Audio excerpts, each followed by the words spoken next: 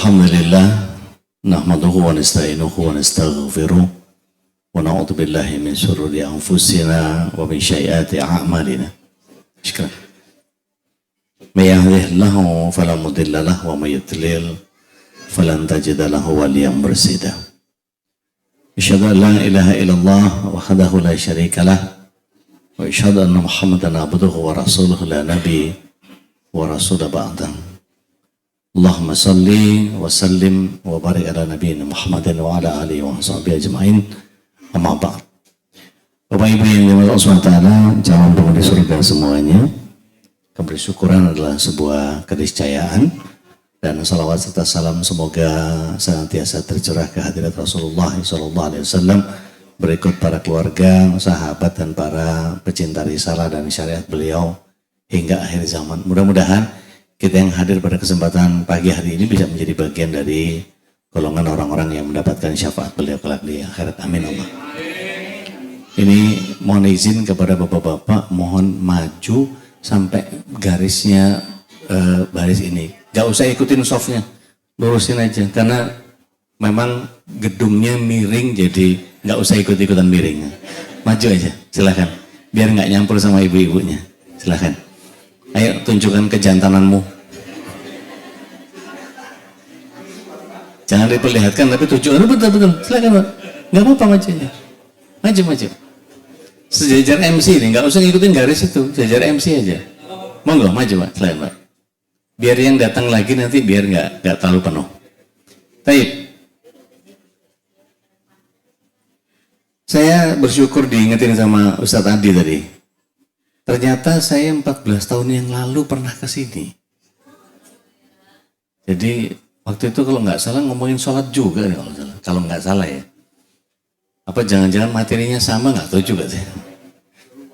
Karena sholat itu memang udah dari 1400 tahun yang lalu syariatnya ya.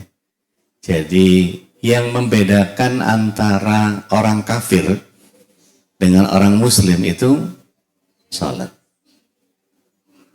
Jadi kalau ada sebagian dari kita yang kemudian sholatnya masih ogah-ogahan, ya jangan marah sama Allah kalau rezekinya juga ogah-ogahan ke kita. Karena kata Allah SWT dalam surat yang ke-14 ayat yang ke-7 dikatakan bahwa la in syakartum la azidannakum. Siapa yang banyak bersyukur maka pasti akan ditambah nikmatnya.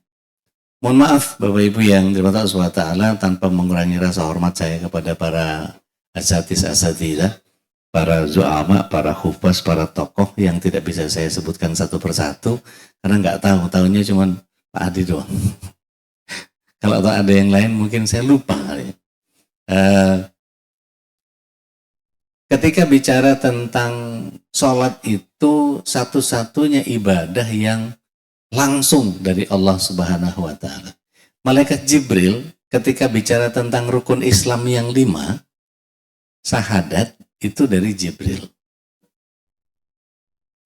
zakat dari Jibril, puasa dari Jibril, haji dari Jibril, sholat enggak, sholat dari Allah langsung.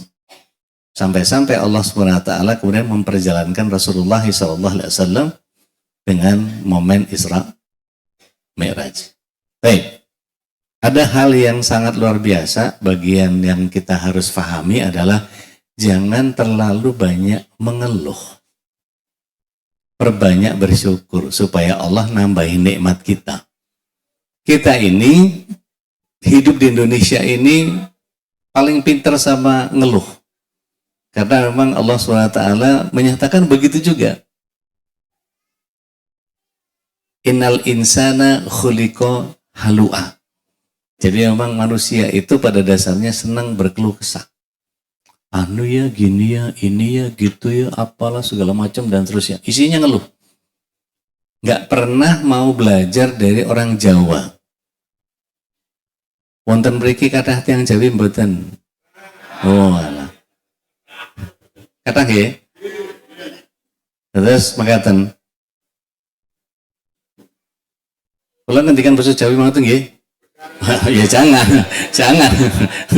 Nanti yang pakai bahasa yang lain nggak ngerti. Nanti ada subtitle di sini ya, bisa dilihat. Jadi begini, orang Jawa itu punya filosofi untung. Jadi selalu positif energi dari kata untung itu. Ada kecelakaan pesawat. Waktu itu di Solo, Lion Air nyusruk ke kuburan. Alhamdulillah Muktamar NU baru selesai. Untung Pak Kiai nggak berangkat pakai pesawat itu. Untung Pak Kiai ketiduran di bandara. Karena kecapean. Muktamar NU terus-terusan berhari-hari itu, kurang lebih sepekan. Beliau, Kiai yang saya maksud ini, 3 hari berturut-turut maraton meetingnya. Kelelahan, asistennya sampai nggak berani bangunin karena kelelahan. Usianya sudah sepuh. Beliau malah nyender ke pundaknya si asisten. Asistennya kecil, kurus gitu. Maksudnya agak gede. Nyender gitu. Terus orang bandaranya ngasih tahu, kita mau take off. Tinggal aja. Kalau mau delay aja. Kalau mau berangkat duluan. Saya nggak mau ganggu Pak Kiai lagi tidur. Berangkat. Begitu nyusul ke kuburan di Solo, untung alhamdulillah Pak Kiai nggak berangkat. Kalau berangkat selesai. Jadi kecelakaan saja sudah menguntungkan. Nah, orang Jawa itu banyak begitu mestinya loh ya ini. Untung nggak berangkat. Begitu kecelakaan, untung cuma keserempet. Alhamdulillah. Begitu tabrakan bener, adu banteng, jeger. Alhamdulillah, nggak patah kaki. Alhamdulillah cuma lecet-lecet. Untung cuma lecet. Begitu patah kaki, alhamdulillah nggak mati. Tuh, untung terus ini. Positif berpikirnya. Jadi banyak bersyukur kayak orang Jawa itu mestinya. Begitu mati, alhamdulillah langsung mati. Untung langsung mati. Kalau enggak akan cacat seumur hidup. Jadi untung terus posisinya. Maka perbanyak bersyukur. Karena bersyukur itu makin banyak menambahkan nikmat. Jadi kalau Bapak Ibu nanti jangan cuma datang ke masjid karena beras. Jangan datang ke masjid karena sembako. Tapi untuk mendapatkan keberkahan hidup, kemudahan hidup, menjadi keluarga yang sakinah mawaddah warahmah insyaallah, amin. Itu caranya perbanyak bersyukur. Di antaranya masjid ini disamperin nggak cuman pas ngambil beras doang, dipenuhi juga pas waktu sholat subuh. Ini yang paling banyak pasti duhur, asar, maghrib, isya sama subuh itu kalau kata Buya Hamka menandakan kita itu siapa. Nanti di Ramadan kan ada beberapa golongan orang yang disebut muslimin, orang yang Islam. Ada yang disebut mukminin, tidak hanya Islam tapi dia kuat imannya. Ada yang musiman. Musiman ini biasanya datangnya pas Ramadan doang. Musiman. Ada yang terakhir musingin. Bikin pusing. Iya, orang sholat dia nggak sholat. Orang pakai jilbab dia nggak pakai jilbab. Orang puasa dia nggak puasa. Malah minum es jeruk isinya nutrisari isi 2 plastik, sedotannya 2, jam 2 pagi, jam 2 siang. Minum tangan kiri lagi. Wah, hasil latihan setan itu. Nah, saya akan menyampaikan beberapa hal berkait dengan sholat ini. Sebetulnya tadi dikatakan bahwa sholat itu penegak agama. Ketika sholat itu jadi penegak agama, jadi kalau orang menyepelekan dengan sholat, maka sejatinya dia merusak agamanya sendiri. Karena ibarat bangunan itu fondasinya syahadat. Tiang-tiangnya sholat. Dinding tanpa tiang mau pegangan apa? Kesenggol bisa ambruk itu kalau cuma bangun dinding aja. Baru kemudian ada atapnya. haji. Jadi kalau fondasinya syahadat, tiangnya adalah sholat, temboknya itu puasa, pintu-pintu jendela, AC sama saluran keluar eksosnya itu zakat dan infak sedekahnya. Ya. Tapi kalau tiangnya nggak kokoh, berantakan. Kalau misalnya tukangnya ngawur aja, nyampur semennya sama pasirnya, sama airnya, sama semua bahannya di situ, sama beton esernya, terlalu gede atau terlalu kecil juga nggak bakal kuat sebagai tiang. Maka ibarat kita itu diminta untuk menegakkan sholat. Kenapa? Bukan menunaikan sholat, tapi disuruhnya menegakkan sholat. Bagaimana cara menegakkan tiang? Kalau nggak pakai angkur, kalau nggak pakai cakar rayam yang kokoh, kalau nggak pakai kawat bendrat untuk ngikat ring-ringnya itu, ya, maka nggak akan pernah bisa berdiri tembok atau atap sekokoh apapun. Yang penting adalah tiang-tiangnya tadi. Nah, Bapak Ibu yang dirahmati Allah Ta'ala, saya langsung persingkat karena waktunya cuma berapa jam ya Pak? Berapa lama MC? Baik, mudah-mudahan bisa efektif nih ya. Tolong diingatkan saya kalau ngomong kadang-kadang suka nggak tahu diri. Baik, fadilah sholat ini seperti yang saya bilang bahwa ini satu-satunya perintah yang langsung dari Allah Subhanahu wa Ta'ala. Ini adik-adik kalau mau ngobrol aja ya, nggak apa-apa ya, santai aja. Anggap aja rumah sendiri ya. Yang paling awal dihisab di yaumil hisab. Ini persoalan. Ketika nanti ibu bapak berantakan sholatnya, yang ditanya pertama kali sholat. Rasulullah SAW menyatakan awalu ma yuhasabu fi abdihi yaumal qiyamah as-shalah. Yang paling awal dihisab oleh Allah SWT pada hari kiamat nanti sholat. Sholatnya bagus semuanya. Sholat hancur semuanya. Jadi ibarat kalau ini QC gitu ya, kalau ini quality control pada sebuah produk gitu, anggap ini sholat kita. Begitu ditanya, ini sholatnya siapa? Ini sholatnya si fulan. Begitu dilihat, penuh, wajibnya beres, nggak ada masalah. Maka next, selesai. Masuk satu, ternyata kurang. Misalnya kalau QC kan gitu biasanya. Wah, kata malaikat, ini kurang jangkep ini. Malaikatnya turunan Jawa ini. Begitu dibilang, ini kurang jangkep.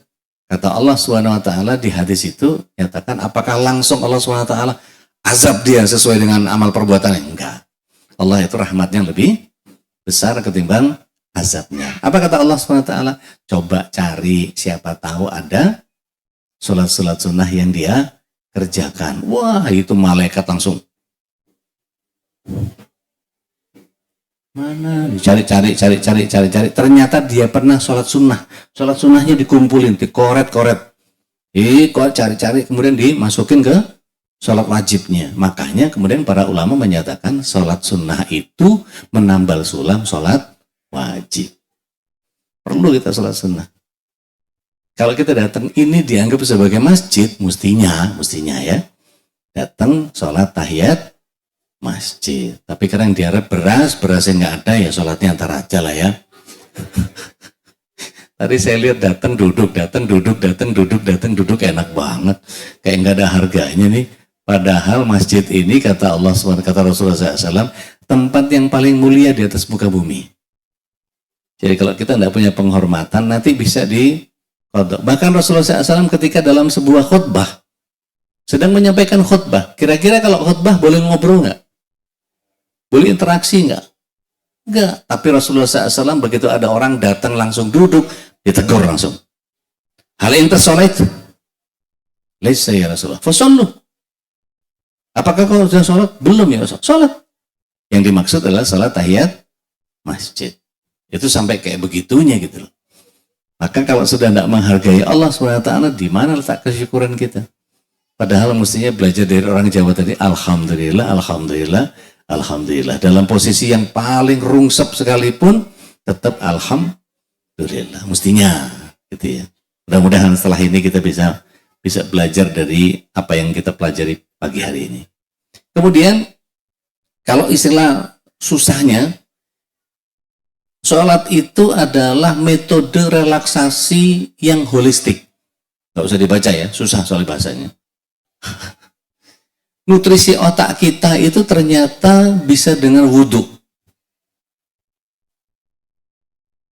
Mengaktifasi energi tubuh kita lewat spot kecil dan spot yang besar di tubuh kita.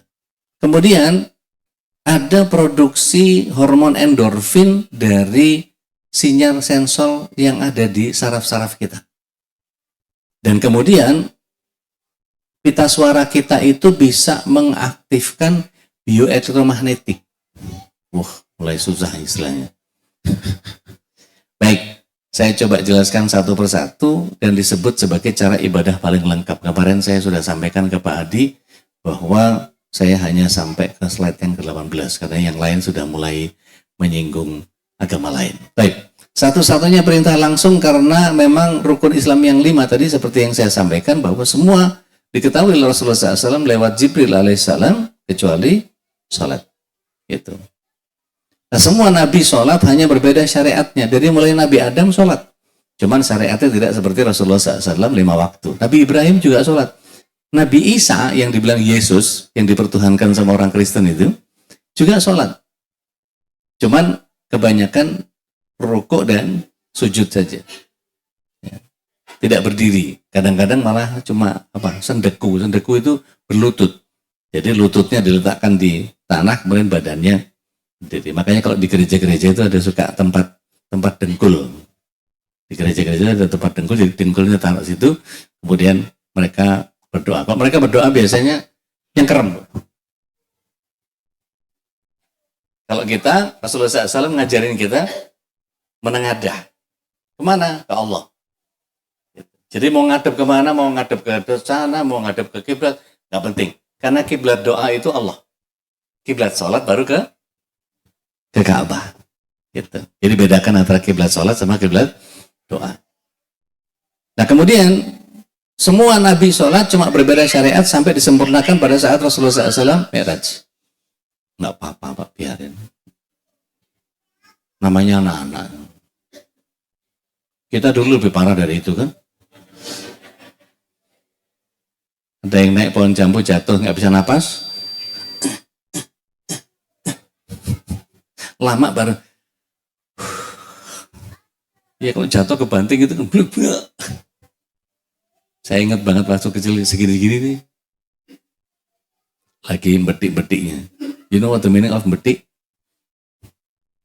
Nakal ya, minta ampun. Baik. Ayat ini menyatakan bahwa Rasulullah SAW itu dengan kemahasucian Allah diperjalankan beliau alaihissalam di satu malam dari Masjidil Haram ke Masjidil Aqsa pakai buruk. Saya nggak mau ceritain prosesnya ya. Artinya kita sudah sering tahu lah, sering disampaikan lah tentang perjalanan bagaimana buruk dari Rasulullah SAW waktu dibelah jantungnya, kemudian disiram zam-zam, dimasukin lagi, kemudian dinaikin ke buruk, kemudian sampai ke Madinah, baru terus ke Palestina. Karena itu lurus, Pak. Mekah, Madinah, Palestina itu lurus. Gitu. Jadi kalau tarik garis lurus, kita buka Gmaps, Mekah, Madinah, atasnya Yerusalem atau Baitul Maqdis. Baik. Mari kita lihat bahwa Allah Subhanahu wa taala menghadirkan ini kapan terjadinya, nggak usah berantem. Karena data di Islam itu tidak terlalu detail secara keseluruhan. Baik tanggal Maulid, tanggal Nuzulul Quran, tanggal Isra Mi'raj gitu. Itu tidak ada yang valid datanya. Terbukti dari sini perbedaan pendapat para ulama terjadi pada tahun ketika Allah memuliakannya dengan nubuah. Ada yang menyatakan bahwa Imam An-Nawawi, Imam Al-Qurtubi 5 tahun kerasulan. Al-Alama Mansurul Furi 27 Rajab di tahun yang ke-10 nubuah dalam tafsirnya At-Tabari. Ya. Ada yang bilang 6 bulan sebelum hijrah di Muharram tahun ke-13 hijrah. Ada yang bilang 1 tahun 2 bulan sebelum hijrah. Ada yang bilang 1 tahun sebelum hijrah atau Rabiul Awal pada tahun ke-13 nubuah. 3 pendapat awal tertolak, 3 pendapat akhir tidak ada yang menguatkan. Jadi kita tidak usah berdebat soal tanggalnya Isra Mi'rajnya. Gitu ya. Nggak terlalu penting buat dibahas. Yang penting adalah pesannya yang Rasulullah SAW sampaikan itu adalah ketika kita membaca surah Nabawiyah yang bestseller. Ya. Syekh Syafiur Rahman Al-Mubarakfuri menyatakan bahwa Allah Subhanahu wa Ta'ala di Arsy. Rasulullah SAW ada di Baitul Ma'mur.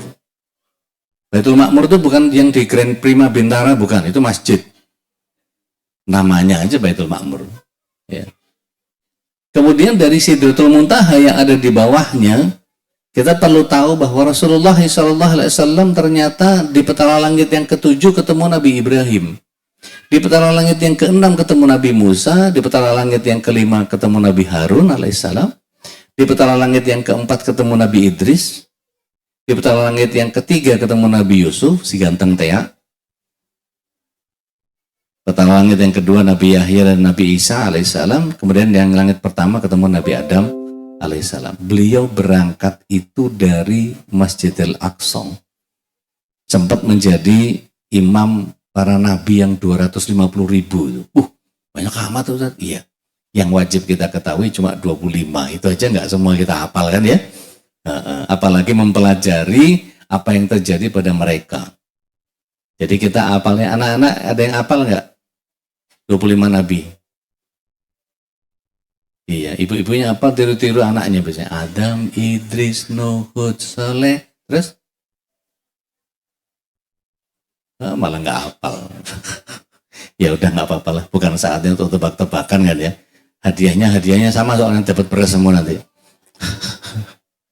Jadi Rasulullah SAW ketika diberangkatkan ke Sidratul Muntaha itu sebetulnya prosesnya panjang. Sampai di Masjidil Aqsa beliau ikat buruknya. Kemudian dibawa ke Sidratul Muntaha oleh Malaikat Jibril alaihissalam.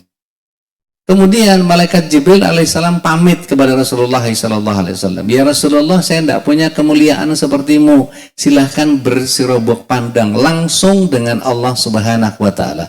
Langsung Rasulullah SAW naik ke Baitul Ma'mur. Baitul Ma'mur itu Pak, posisinya kalau ini Ka'bah mentok. Tarik garis lurus. Tak, kalau sampai tak itu Baitul Ma'mur. Nah tapi nggak tahu koordinatnya berapa itu, buminya muter, gitu kan ya.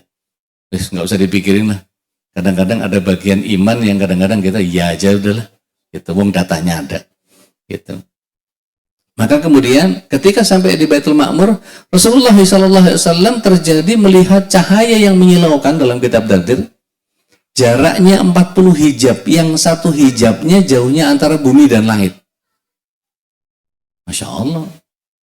Kalau petala langit yang pertama itu dihitung dari jarak bumi, kata para astronom, jaraknya sekitar 200.000 parsek. Parsek itu hitungannya 1,37 triliun kilometer cahaya. Sementara kecepatan cahaya itu per detiknya 300.000 kilometer. Ada yang mau coba ngitung? Masukin angka ke kalkulator, meskipun dimiringin digit panjang, pasti munculnya E. Bukan error, eksponensial. Tidak terhingga. Nah, ketika itu Rasulullah SAW melihat cahaya yang menyilaukan, tapi meneduhkan hati. Maka Rasulullah SAW langsung tersungkur dalam sujudnya. At-tahiyatul mubarakatuh salawatu thayyibatu lillah. Allah Subhanahu wa Ta'ala dari arsnya yang jaraknya 40 hijab kali 200.000 kali 1,37 triliun kilometer cahaya itu tadi. Ya, itu ke dewe. Maka Allah Subhanahu wa Ta'ala menyatakan Assalamu alayka ya ayuhan nabiyyu wa rahmatullah wa barakatuh. Bu, Pak, Rasulullah SAW bukan orang yang egois. Beliau bertemu dengan Allah Subhanahu wa Ta'ala. Wah, bos besar nih, yang mampu bertemu cuma saya, Kak. Rasulullah SAW justru ketika itu memohon kepada Allah Subhanahu wa Ta'ala, ibarat menampik. Ya Allah, jangan kau berikan keselamatan itu hanya kepada aku saja. Karena assalamu alaika itu domir kata ganti untuk satu orang yang mutakallim, yang ketemu. Assalamu alaika Itu K itu berarti orang satu. Kalau kum, semua. Kalau kunna, ibu-ibu doang. Maka kemudian ditampik oleh Rasulullah SAW, ya Allah, jangan engkau berikan keselamatan itu hanya kepadaku saja. Beliau ganti dengan assalamu alaina wa ala ibadillahi salihin. Ya Allah, berikan keselamatan kepada kami semua. Kami itu nanya dari nahnu. Assalamu alaina wa ala ibadillahi salihin, kepada kami dan kepada orang yang beribadah kepadamu dengan kesolehan. Masya Allah, Rasulullah SAW cinta banget sama kita.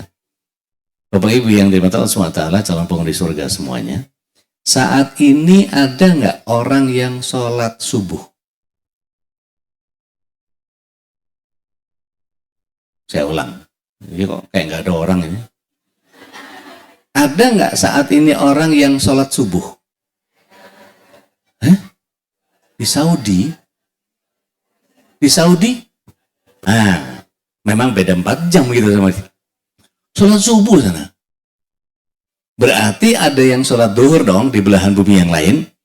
Ada yang sholat asar dong. Ada yang maghrib dong. Ada yang isya dong. Berarti ada yang sedang tahiyat dong sekarang. Ada yang baca assalamu alaina wa ala ibadillahi sholihin. Karena ketika waktu ini berputar seluruh bumi, tidak pernah berhenti orang mendoakan kita. Masya Allah. Duh, ada yang merinding nggak? Biasanya kalau ceritanya itu merinding saya, gitu. Goosebumps.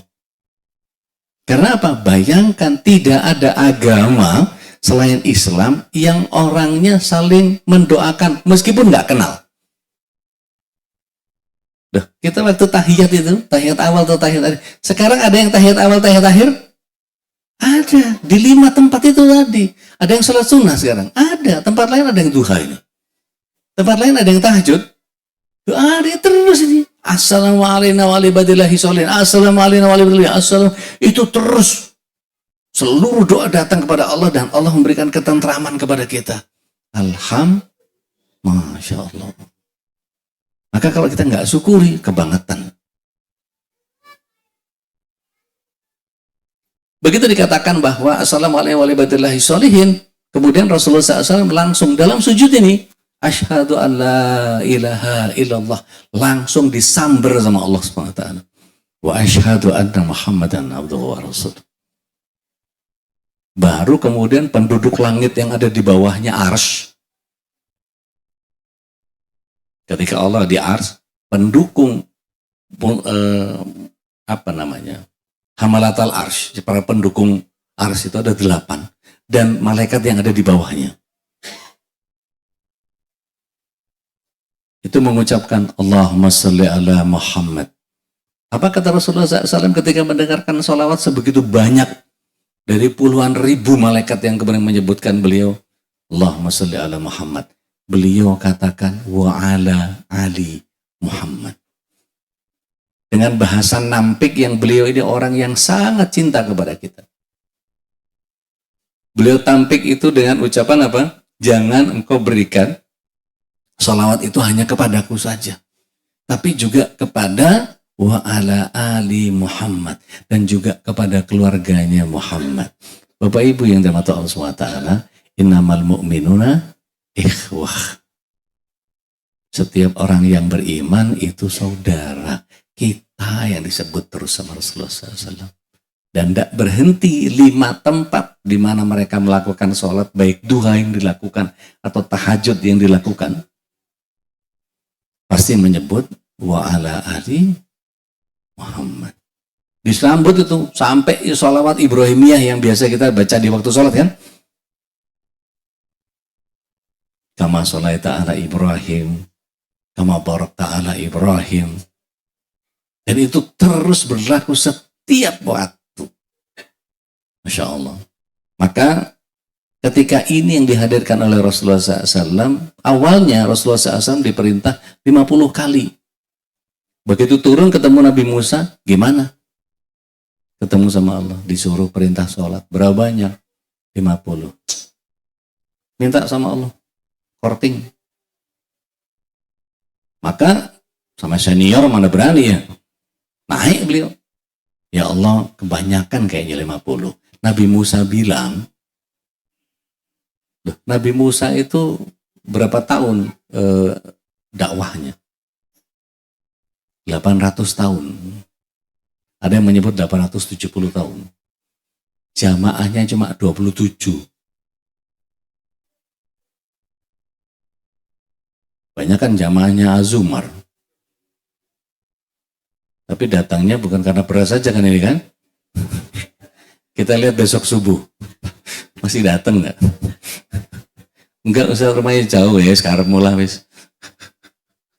Jadi ketika dikatakan begitu Rasulullah SAW naik. Maka dikurangin 5 sama Allah SWT. Diturunkan 45. Kata Nabi Musa, berapa? 45. Nggak bakal bisa. Umatku loh. Cuma 27. Saya dakwah 800-an tahun. Minta lagi. Kurangin lagi. Terus sampai bolak-balik. Tinggal 5 waktu. Nggak bakal sanggup jamaahmu. Umatmu nggak akan sanggup. Minta balik. Nggak cukup. Saya sudah terima itu. Dan Rasulullah SAW dalam kitab Zadul Ma'ad menyatakan kewajiban dariku telah kutetapkan dan telah kuringankan bagi hambaku. Kemudian orang-orang orientalis di luar kita mempertanyakan, apa iya Tuhannya Islam itu nggak tahu berapa kebutuhannya manusia? Kok sampai terjadi bergen tawar-menawar antara 50 sampai 5 itu? Padahal ini hikmahnya adalah alhamdulillah kita cuma dikasih sholat 5 waktu. Bayangin kalau ditetapkan 50 waktu, nggak bisa ngapa-ngapain kita. Baru selesai, assalamualaikum, Allahu Akbar, astagfirullahaladzim, sholat apa lagi ini? Di sini kalau taraweh mohon izin, patokannya berapa rakaat? 11. Ada tempat lain 23. Tapi harus selesai setengah 9. Jadi nggak boleh panjang-panjang juga gitu. Jadi niatnya apa ini? Begitu ada masjid yang mencoba untuk menghidupkan Al-Quran, setiap malam 1 juz, Alif Lam Mim, Al-Baqarah ini. Itu nggak tahu yang batuk berapa banyak kita. Kode keras semua. Kalau mau Probolinggo agak cepat. Alif Lam Mim Allahu Akbar. Nun Allahu Akbar. Wah, parah banget. Pernah tahu kan ya? Yang 7 menit 23 rakaat. Udah pasti nggak diterima itu. Karena menurut Imam Syafi'i 18 rukun sholat itu diantaranya 8 tumak ninah. Takbir tumak ninah. Ruku tumak ninah. Iktidalnya tumak ninah. Sujudnya tumak ninah. Duduknya tumak ninah. Terserah dia mau kolesterol, mau asam urat, mau apa, pokoknya tumak ninah aja. Pokoknya tumak ninah aja. Karena di kita ini banyak yang tumak ninah kalau osteoporosis. Maka ketika kita tahu bahwa apa hikmahnya, perintah sholat itu penting dari Allah langsung. Sholat itu zikir yang paling besar. Bapak Ibu lihat di surat 29 ayat 45. Wala zikrullahi akbar. Wallahu ya'lamu ma tasna'un. As-salatu mi'rajul mu'min. Ini menurut Ali bin Abi Thalib. Meskipun masih ada beberapa ulama hadis menyatakan hadisnya lemah. Sholat itu mi'rajnya orang beriman kepada Allah. Jadi bayangkan kalau kita kemudian sholat, itu sebetulnya kita sedang berhadapan seperti sebagaimana Rasulullah SAW waktu datang ke Sidratul Muntaha, naik ke Baitul Ma'mur yang ketemu Allah itu, mestinya. Nah, bayangan itu kalau kemudian dibayangkan, saya nggak tahu kenapa ada orang yang begitu banyak nggak bisa khusyuk dalam sholatnya. Mohon izin ibu-ibu, kalau yang tersinggung mohon tersunggung saja senyumnya ya. Kadang-kadang sholat duha begini, begitu Allahu Akbar, otak kirinya nyusun urutannya bener banget. Takbir, iftitah, Al-Fatihah, surat pendek, ruku, Iktidal, sujud, di antara dua sujud, sujud berdiri lagi, terus dengur. Tapi otak kanannya beda ngeranggangnya. Allahu Akbar. Matahari kok nggak ada ya? Apa di cuciannya? Allahu Akbar. Mau masak apa lagi? Masa ayam lagi? Kemarin udah ayam. Lusa lalu udah ayam. Kalau dimasakin ayam terus kan anak-anak bisa bosan. Allahu Akbar. Tapi di kulkas ada ayam deh kayaknya deh, masih ada sisa. Begitu duduk, ini rakaat keberapa tadi ya?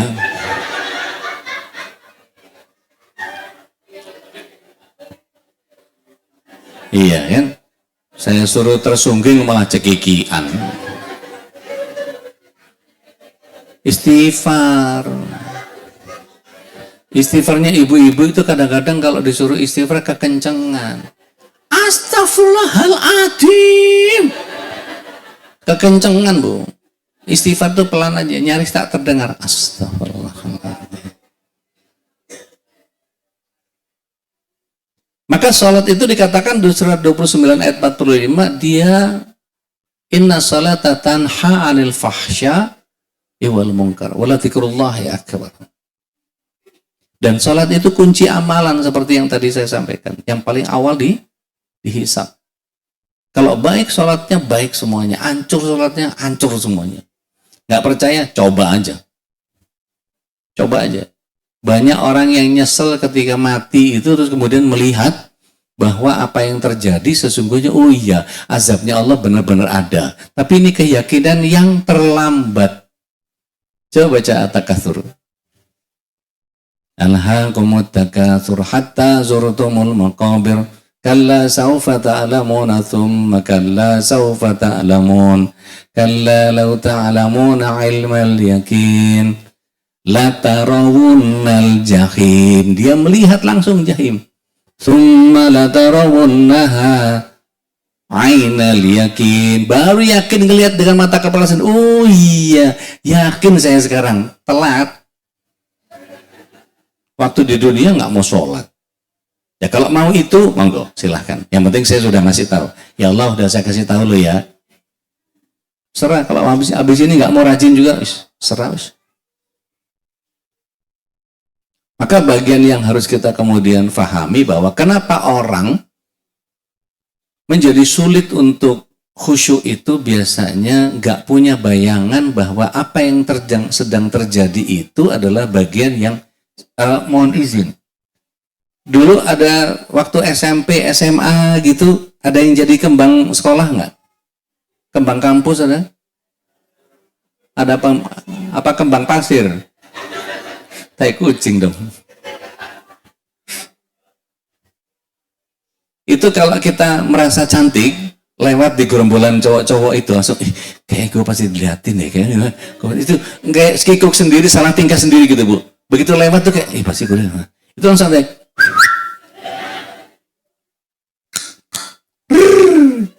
kiuk. Itu macam-macam tuh Pak. Head calling itu. Ketika kita tahu bahwa kayak gue deh, coba hadirkan rasa itu ketika kita sedang sholat. Gelar sajadah, ini kayaknya Allah merhatiin deh. Ini kayaknya malaikatnya banyak yang mau nyatet amalan saya deh. Gak berani kita. Berani mikirin ayam yang tadi, yang di kulkas, rengginang, dijemur, mendung, aduh. Gak kepikir mestinya. Karena apa? Ini persembahan ya Allah, ini presentasi kebaikan dari apa yang saya akan pertanggungjawabkan kepadamu, maka inilah ibadah terbaikku. Allahu Akbar. Saya pernah sholat di Priuk ketika saya jadi MC. Begitu sholat Jumat, saya nggak sempat ganti baju koko, jadi masih pakai baju sponsor yang bayar saya waktu MC itu. Saya nggak sebut produknya, produk boykot soalnya. Begitu sholat, imam masjidnya, imam Jumatnya, imam khatib habis selesai khatib, itu tidak mengatakan istau sufufakum wa tasfiyatas sufum tamami sholat, enggak. Beliau balik badan, beliau lihat semua disapu dengan pandangan gitu, Saudaraku, kita jadikan sholat ini adalah sholat yang terbaik yang akan kita persembahkan kepada Allah. Setelah itu kita wafat, maka ini adalah sholat yang terbaik buat kita.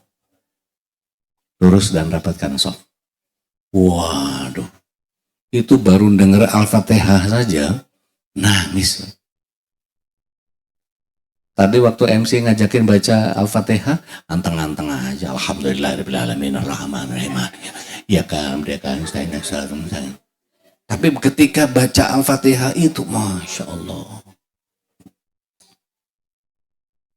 Itu baru diomongin, Alhamdulillahi Rabbil Alamin.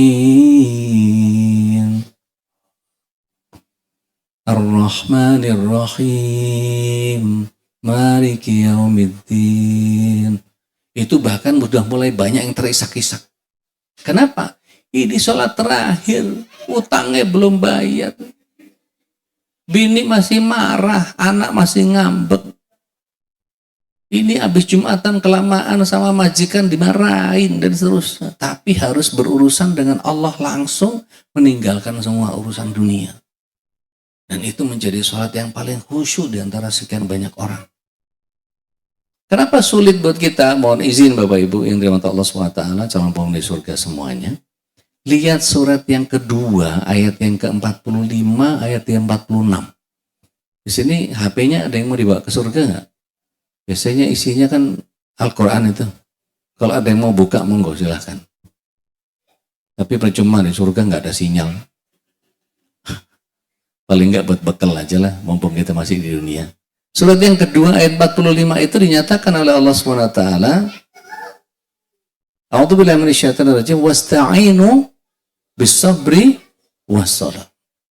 Minta tolonglah kalian kepadaku dengan sabar dan sholat. Sesungguhnya yang demikian itu sulit kecuali buat orang-orang yang punya khusyuk.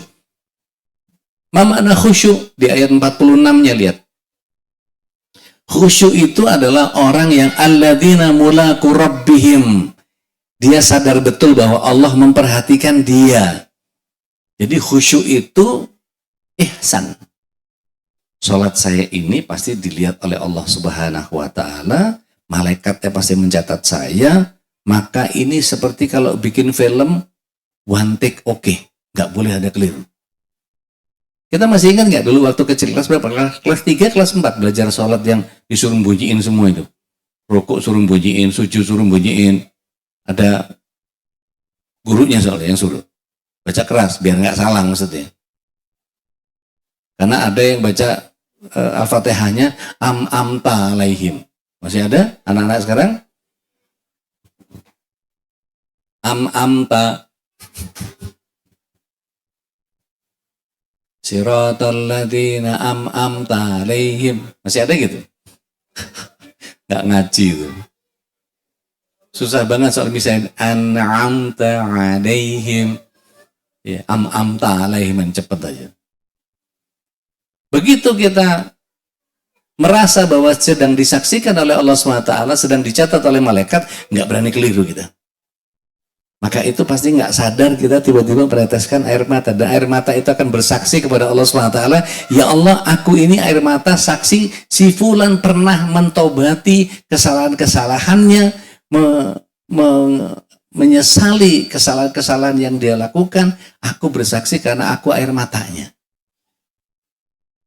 Maka Allah SWT akan melihat pertimbangan karena air mata yang tulus yang keluar itu, tapi nggak akan bisa. Kalau kemudian, mohon maaf, ada handphone yang masih nyala. Sholat maghrib udah enak banget imamnya. Ngikutin nadanya Syekh Mahar Al-Mu'aqali. Alhamdulillahi Rabbil Alamin. Ar-Rahmanir-Rahim. Maliki Yaumiddin. Tiba-tiba ada telepon. Lai, aku jarang dibelai. Kampungan. Lagi enak-enak. Loh, kejadian itu Bu. Kejadian. Di Madinah, di shaf kedua. Parah. Ampun deh. Gimana mau khusyuk? Ya, orang Indonesia nih norak nih. Nggak mungkin orang India atau orang Pakistan yang masang ringtone kayak begitu tuh. Jablay. Nah kemudian begini, kenapa kita harus sering-sering berjamaah? Satu, kalau kita sholat pasti nggak khusyuk. Ya kan? Bukan suuzon ini, kelihatan dari wajah-wajahnya hampir mirip ini semua nih. Wajah-wajah bermasalah. Emang ada yang nggak punya masalah? Coba angkat tangan yang nggak punya masalah. Semua punya masalah. Dengan masalah itu justru amal kita lebih banyak. Benar nggak? Justru makin amal kita bagus, makin sabar, makin tangguh, makin banyak istighfar. Tapi bukan istighfar yang ketinggian tadi loh ya. Dalam kitab Durratun Nasihin, malaikat rahmat itu akan mencari orang yang sholat berjamaah, meskipun cuma berdua. Dicari salah satu di antara mereka yang diterima oleh Allah SWT sholatnya. Maka seluruh yang berjamaah diterima sama Allah SWT. Maka dalam tataran fikih disebut bahwa orang yang berjamaah itu khusyuknya, siapa yang paling khusyuk dicari. Ibarat kita ini lagi sholat berjamaah, yang paling khusyuk dicari, maka orang yang berjamaah semua dianggap sekhusyuk sama dia. Dikatrol. Orang yang makharijul hurufnya beledak-beleduk,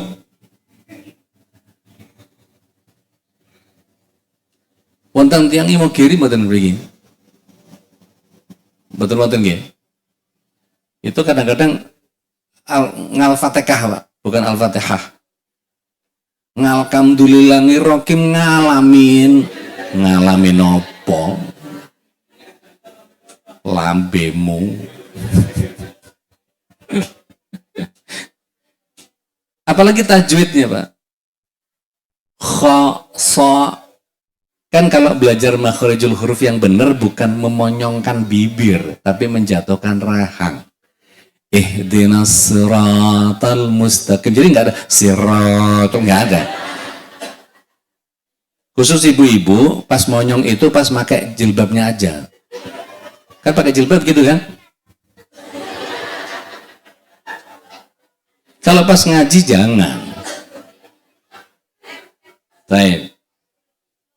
Tajwid panjang pendeknya ini bahaya. Kenapa? Panjang pendeknya nggak diikutin, makharijul hurufnya nggak diikutin, hati-hati. Banyak yang kemudian memuji Allah nggak taunya mencaci maki. Banyak yang mohon ampun tapi malah menjerembabkan diri. Contoh, Rabbana atina fid dunya hasanah wa fil akhirati hasanah wa qina adzabannar. Wakina pakai kaf. Wakina yakunu kun, jadikan. Jadikan aku api neraka. Alah. Panjang pendek. Karena buru-buru nungguin jemuran rengginang tadi mau hujan. Al-kafirunnya kan andalan tuh. Kuliah kulhu kan andalan. Andalan saya maksudnya. Begitu sholat, kuliah yul kafirun la abudu mata abudu wala antum abiduna ma abud wala anabid. Ini gak karu-karuan ini. Orang kafir jadi masuk surga, kita malah masuk neraka. Kenapa? Laknya pendek. Lak pendek itu sungguh. Lak panjang tidak. Mestinya kan kuliah ayyuhal kafirun la panjang. A'budu ma ta'budun, janganlah engkau menyembah apa yang aku sembah. Wala antum 'abiduna ma a'bud. Wala, itu jangan. Tapi kalau Allah, sungguh engkau menyembah apa yang aku sembah. Sungguh aku menyembah apa yang engkau sembah. Lah, sing kafir sopo ini. Maka perhatikan, yang tajwidnya berantakan ketika sholat berjamaah dibagusin semua, dikatrol. Pentingnya sholat berjamaah ini. Nggak usah kemelinti sok-sokan, wah ini saya lebih khusyuk sholat sendiri. Ya yang bener aja. Tumaninah tadi saya bilang, tartil urutannya. Ya.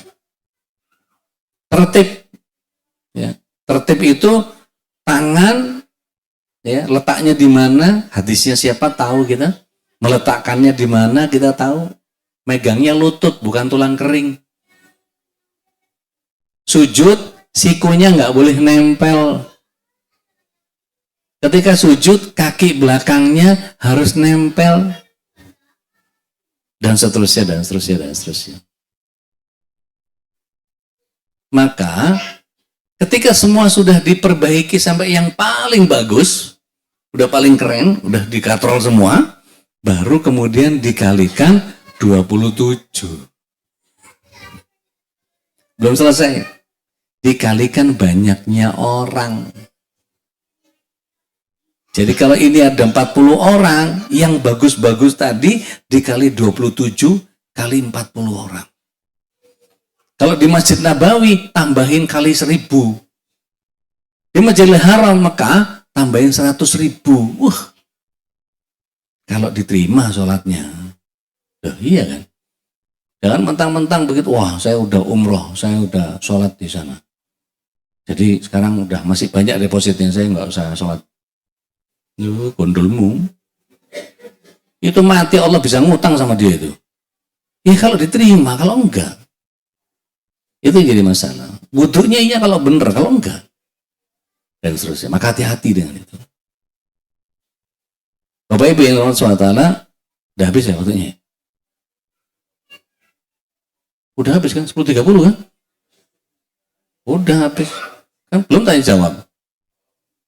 Hah? Baik, cepat-cepat aja ini ya.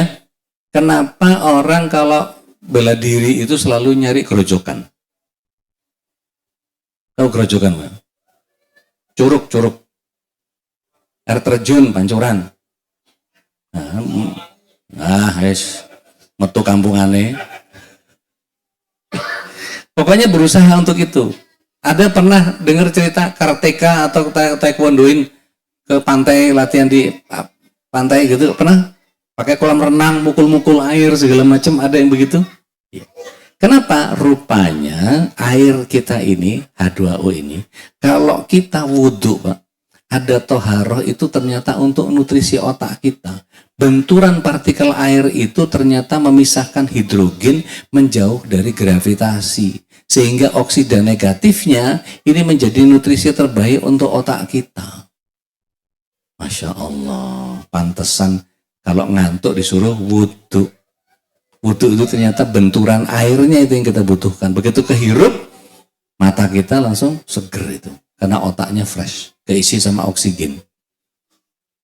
Lidah kita begitu ngaji, ada palatum durum yang keras, ada palatum mole yang empuk di langit-langit. Itu ternyata menyimpan simpul saraf yang miliaran di mulut kita itu.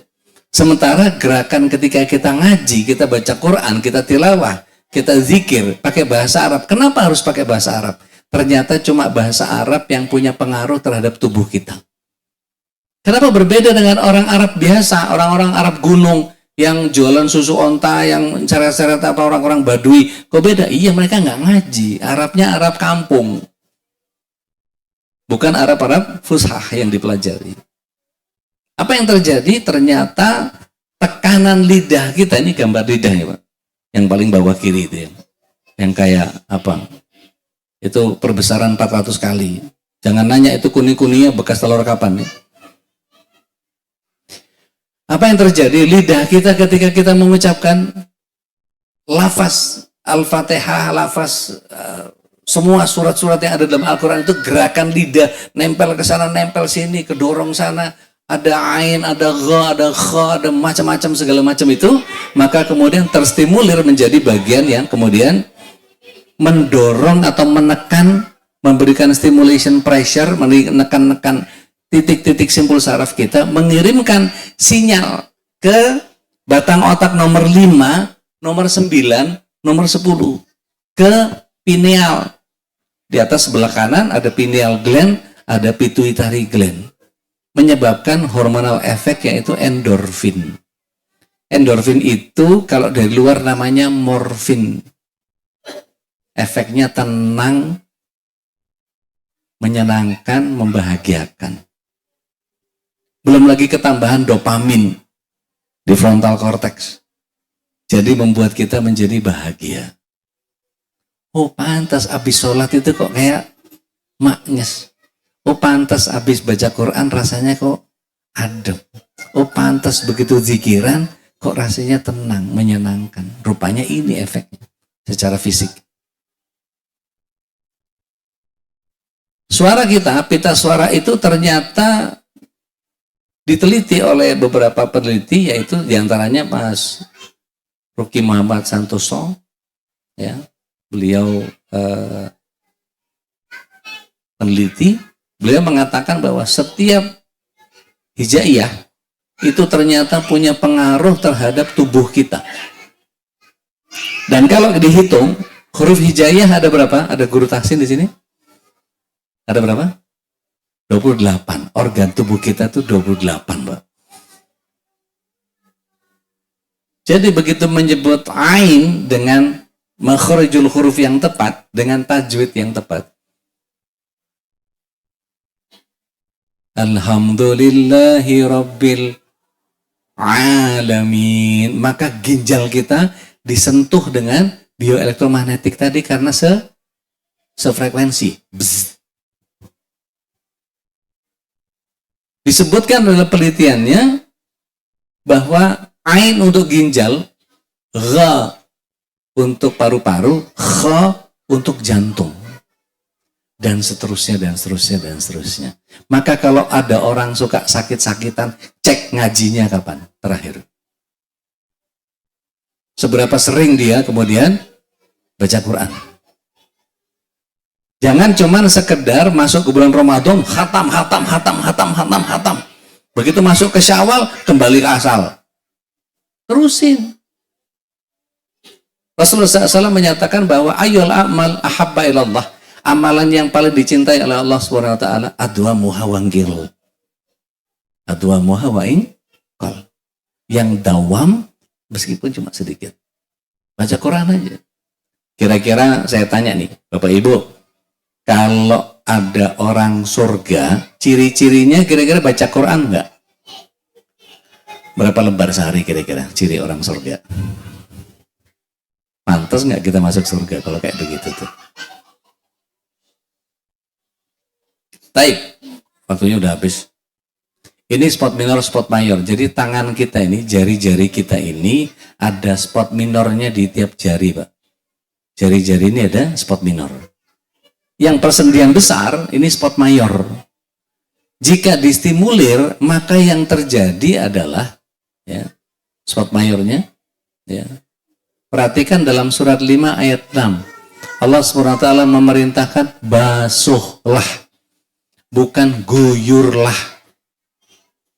Selama ini banyak orang yang wudhunya guyur. Buka gede-gede, mentang-mentang pompanya baru. Biur. Ini mau mandi atau mau apa? Padahal Rasulullah SAW itu wudhunya cuma mencelupkan tangannya ke bejana, kemudian membasuh. Tangan sampai siku, dibasuh. Berapa spot mayor sudah? 1, 2. Kepala, telinga, kaki, sampai setengah betis. Terus dilakukan. Maka seketika itu menjadi hidup, dia nyala. Kalau orang Jepang bilangnya ki, orang Cina bilangnya chi, orang India bilangnya prana. Di kita bilangnya energi. Jadi ketika kita melakukan aktivasi, menggosok atau membasuh atau menstimulir tadi, yang terjadi adalah basuhan toharoh ini dan posisi tangan saat sholat ternyata mempengaruhi sekitar 361 titik yang diolah sama 70% anggota wudhu kita. Perhatikan posisi tubuh saat sholat. Tangan kita ada di mana? Tangan dan dada. Bapak Ibu yang dirahmati Allah SWT, ketika kita mengikuti kaidahnya Imam Syafi'i, meletakkan pergelangan ketemu nih, ini spot mayor ketemu spot mayor dalam kajian kita ini. Terus kemudian dipertemukan ke jantung. Maka jantung berdetak paling sempurna hanya pada saat ketika kita sholat. Masya Allah. 0,7 detik. membawa sekitar 200 liter dalam waktu 24 jam, dipompa terus menerus. Siklusnya darah itu 2 jam. Darah yang baru keluar dari jantung dipompa ke tempat yang lain, balik lagi dengan darah yang sama, itu 2 jam siklusnya. Maka merugilah orang yang kemudian sholatnya nggak bener. Berantakan, Pak. Tangan sama lutut, lututnya nyala. Tangan sama paha, pahanya nyala, sendinya.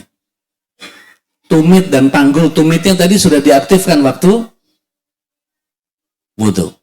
Ketemu sama panggul, panggul nyala lagi.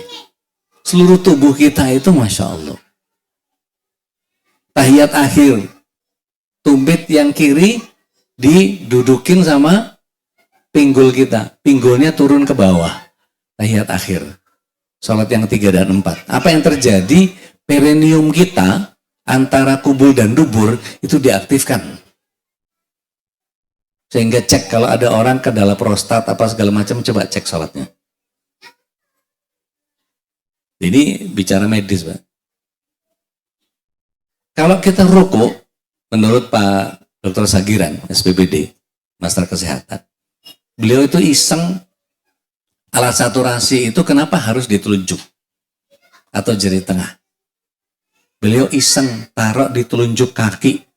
Ada pasien yang mau ditindak, tapi dokter bedahnya belum datang. Iseng beliau. Saturasinya ditaruh di telunjuk kaki. Terus dia ruku. Begitu ruku, kedetek. Kok berkurang? Begitu sujud, berkurang. Begitu berdiri, 100. Begitu iftirash, tahu duduk iftirash? Duduk di antara 2 sujud, berhenti, Pak. No. Tit. Apa yang dimaksud? Bapak Ibu ada yang sempat nyiram kembang nggak? Pakai selang. Kalau debit airnya kecil, yang dilakukan apa? Dipencet. Jadi Allah Subhanahu wa taala kepengen kita pencet kendor supaya yang namanya aliran darah kita itu berikut peregangan otot pada saat kita ruku itu membuang sisa hasil metabolisme tubuh. Baik sujud maupun ruku, glutamat asid, laktat asid, uric acid. Orang yang asam urat itu biasanya kurang sholat malamnya.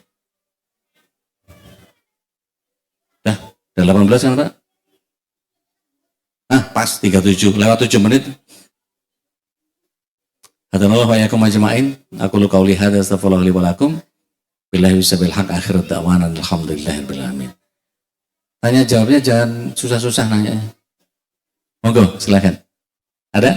Nggak ada kayaknya ya? Nggak usah dipaksa. Oh, ada. Betul, Ustaz. Baik, bismillah. Assalamualaikum warahmatullahi wabarakatuh. Waalaikumsalam warahmatullahi wabarakatuh. Bisa terkait ini menyikapi rahasia sholat terkait dengan kesehatan. Baik. Ini kan sangat erat sekali kaitan saja. Dari mulai duduknya, rukunya, sujudnya sebagai itu punya unsur yang berkesinambungan gitu untuk kesehatan kita.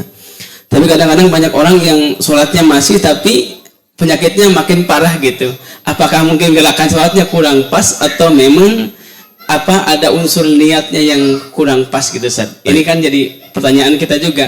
Banyak orang yang ahli masjid, saya sakit asam uratnya naik, kemudian jantungnya bermasalah gitu. Padahal saya ahli masjid, kok kenapa masih sakit gitu? Baik.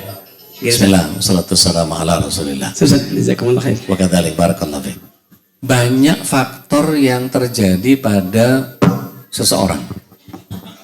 Biasanya karena Allah Subhanahu wa taala cinta sama beliau. Dalam sebuah hadis, inna ilaha idza ahabba qauman ibtalahum.